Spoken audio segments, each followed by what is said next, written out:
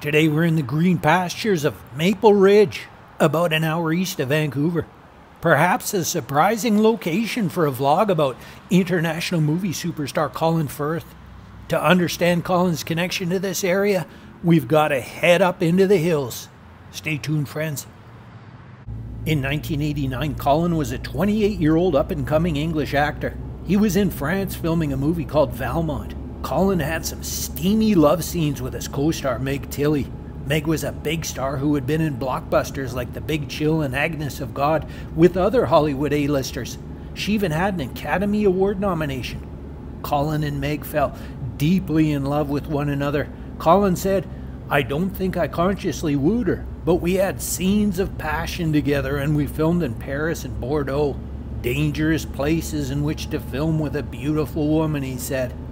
But sweet Meg had grown weary of the acting lifestyle, and she said, "Hey Colin, why don't you come live with me and my 2 kids in a log cabin in Canada?" Meg grew up on nearby Texada Island, and she thought living in the forest here outside Maple Ridge would be a great idea. But Colin probably thought there was no conceivable reason why he would give up his fun European lifestyle to go live in the bush with you. But then again, sweet Colin thought it was a good idea after all. He said it was in thick woods on the side of a mountain, and it felt like there might be no one for miles and miles. Soon they had a baby boy together, and to provide for the family of 5, Colin had to take odd jobs like carpentry. The location has never been published, but I've discovered that their quaint 2-bedroom log cabin is tucked away down this private driveway on a 5-acre plot. We can't trespass on private property, so we'll have to use our imagination to picture the rustic abode. My guess is it looks a little something like this. One day, Colin got an exciting phone call, and for more on that, we'll head back into Maple Ridge. Stay tuned, friends. A volunteer at the Vancouver Film Festival phoned Colin in October 1990 asking if he'd like to attend a screening of an older TV movie he'd been in called Tumble Down. Colin accepted and told the dude to pick him up at the Statue of the Horse. And that big beast is atop a clock here on Dewdney Trunk Road. Young Colin Firth waited right here. Around this time, Colin was trying to figure out how he could balance a life in the forest with his growing family and an acting career.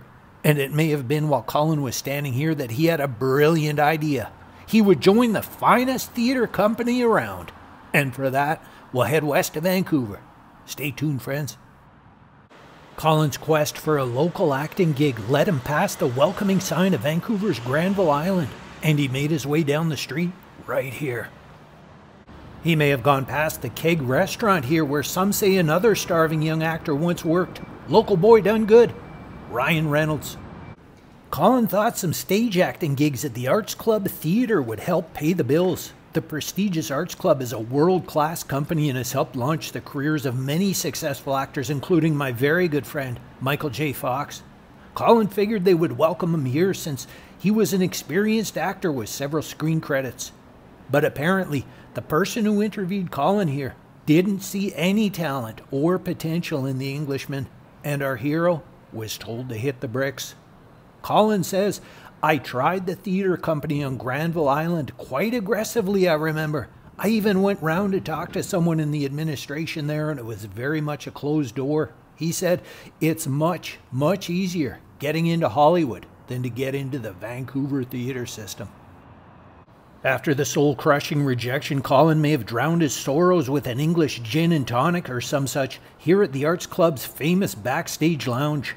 After 5 years without any acting opportunities in Vancouver, Colin had to make the difficult decision between staying with his family in the bush and going back to England to pursue his career. And Colin chose the latter. After a few months, Colin returned to England and landed the role of Mr. Darcy in Pride and Prejudice. And from there, his career skyrocketed. His big movies since include Bridget Jones's Diary, The King's Speech, The Kingsman, and Mamma Mia. He's won Academy, Golden Globe, and lots of other awards. He's an extremely wealthy international movie star. Colin says he'll always be very fond of this part of the world. Perhaps he wouldn't have had such a stratospheric career if he had been accepted here on Granville Island.